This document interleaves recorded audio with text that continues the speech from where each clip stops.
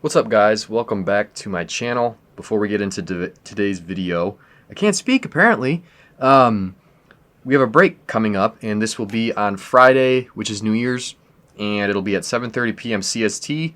As you can see, we have 7 hangers and 5 cellos. It's 20 bucks a team.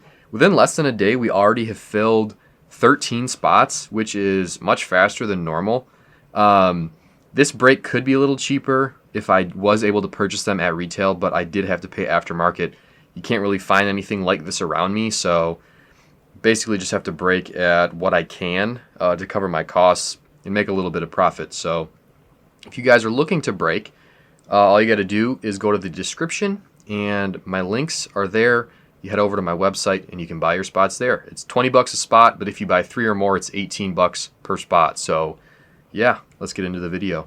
All right, guys, so today we are going to be talking about where to sell your sports cards. So there are many different ways that you can sell your sports cards. Obviously, most people start with eBay, and I'd have to say that eBay is probably my favorite, but I'll get into reasons why and all of that. So I'll start off with when I first got into the hobby. So when I first started, I started with eBay, and I hated it because obviously there are a lot of fees.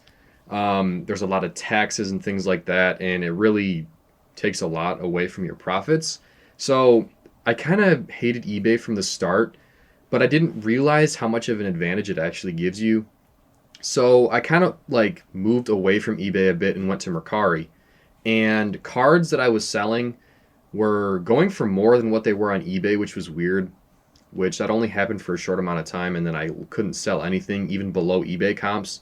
So I don't know why Mercari started off so great and then ended off so badly. Like I have cards like half the price of eBay comps that I just wanted to move on Mercari to try to get um, my feedback better or higher because I didn't really sell that much on there. Most of the time, if I wanted to move cards, I'd put them on eBay. Um, and the thing is, like when you're looking at the difference between these places to sell, when you're selling on eBay, there are so many people on there that get to see your listings. And on Mercari, obviously it's a lot less. It's harder to move product. And I feel like in general, when you go on Mercari, things are so much more expensive. But a lot of that is because there's different ways to get things cheaper. Like they have codes and a bunch of other stuff. So in general, you can find ways to cheapen things down if you really want something.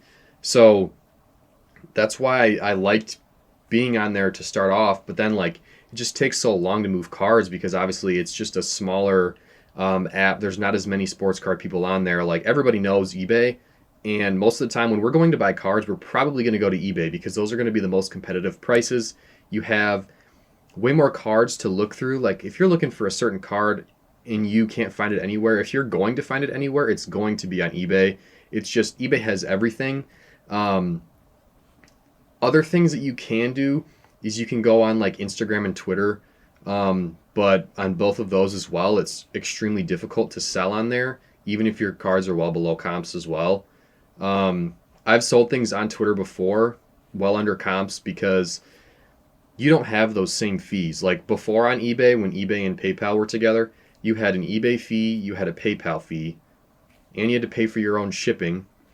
And it was a lot of hit, or it was a pretty big hit on your profit.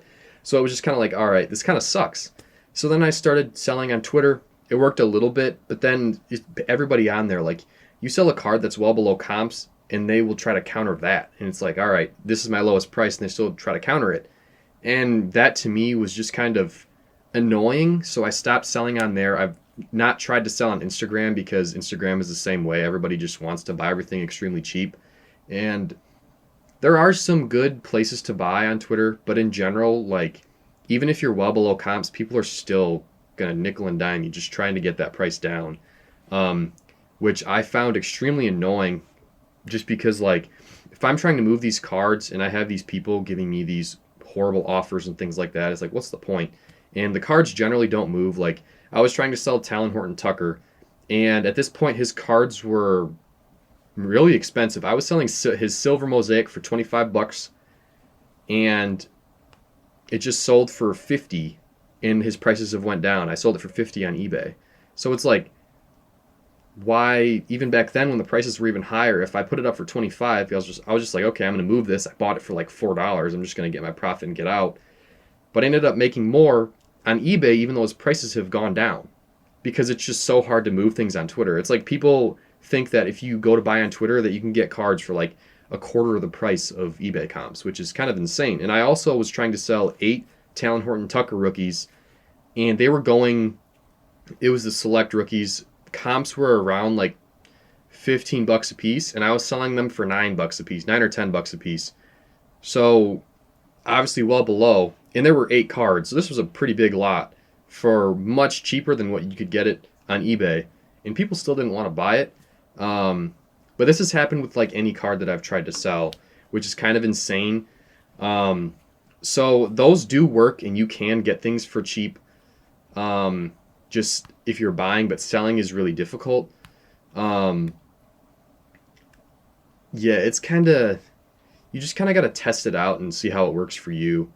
There's also a system on Twitter that is called Hobby Connector, and basically you add them in your listing, and then it retweets your listing or your tweet that has like the value of the card and all that, and you can sell cards that way. But even that way, like I would always do that, and I still would never get any bites, which was weird. So I was like, okay, if I'm going to move cards, I'm going to go to eBay, because even though I'm going to take a hit on my profit, I'm going to be able to move the cards faster.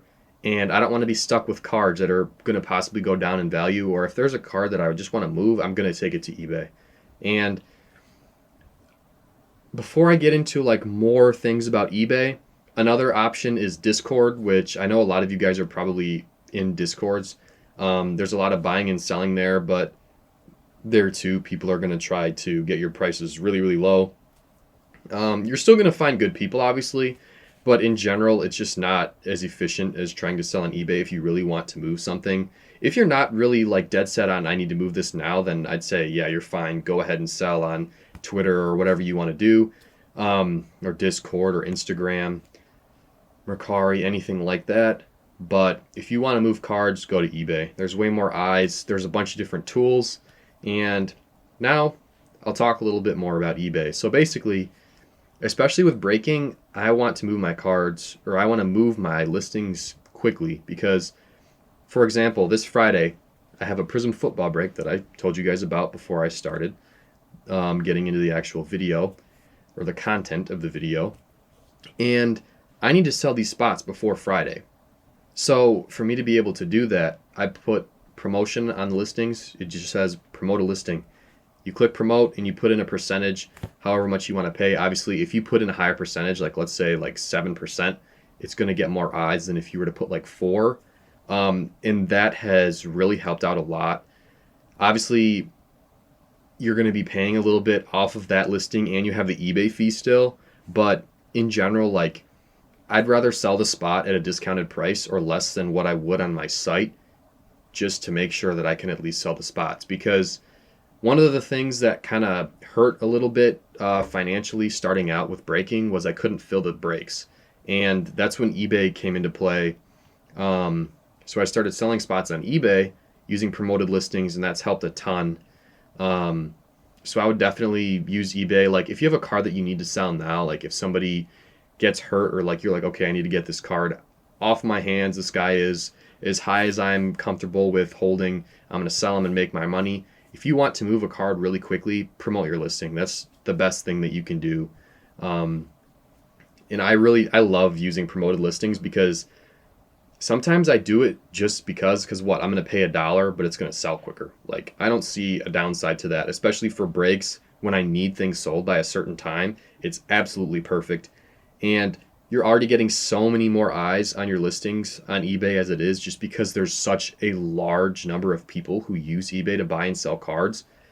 There are going to be so many more people seeing this listings than if you were to put it on like Twitter or Mercari, Instagram, Discord, and all that. Like, yeah, you can sell on those sites, but if you need to sell something by a certain time, if you want to sell it quickly, you got to go on eBay and use promoted listings. They also have other things that you can do.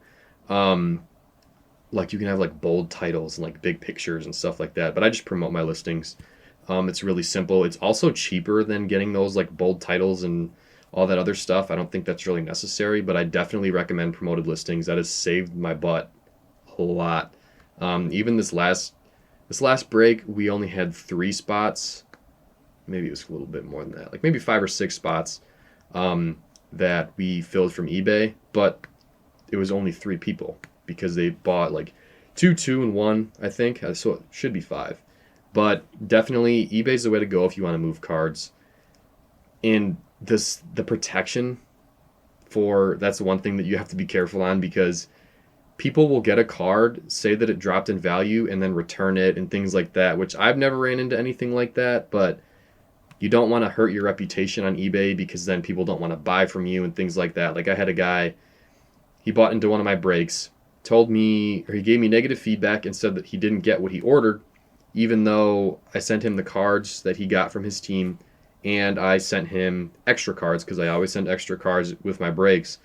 And I say, even if you aren't getting cards from the break, like let's say where you're doing a hobby box and the team that you pull, or the team that you're randomly chosen pulls no cards of that team, I'm still going to send you cards regardless, so you don't go with nothing.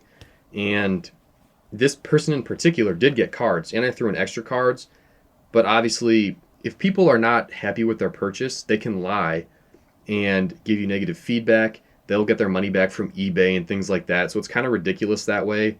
That's the first time I've had negative feedback, and I think I have 205 total feedback, but everything else was positive. So you kind of have to keep that in the back of your mind as well.